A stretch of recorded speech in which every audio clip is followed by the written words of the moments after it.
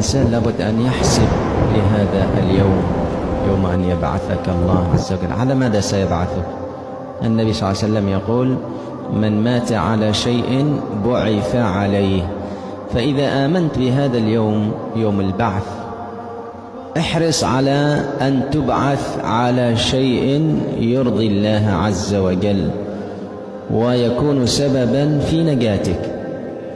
تخيل هذا الفنان على المسرح يغني ويطبل ويرقص، وجاءه ملك الموت وهو على المسرح يغني ويرقص، كيف حاله يوم القيامة؟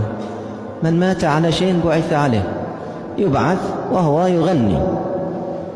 كما أن الملبي الذي وقصته ناقته وهو مع النبي صلى الله عليه وسلم فمات، قال النبي صلى الله عليه وسلم: لا تخمروا رأسه، لا تغطوا شراه، هو الآن محرم، لا تغطوا رأسه فإنه يبعث يوم القيامة ملبيا. هذا يبعث مغني وهذا يبعث لبيك اللهم لبيك، لأنه هذا مات وهو في الحج يلبي، وهذا مات وهو على المسرح يغني أو يلعب الكرة.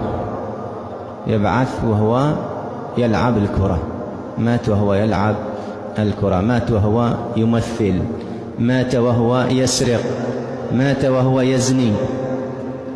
يعني تدبر هذا الأمر، فضيحة أمام الأولين والآخرين، أمام الأولين والآخرين.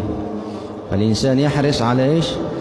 على أن يكون له عمل صالح يختم له به حتى يلقى الله عز وجل.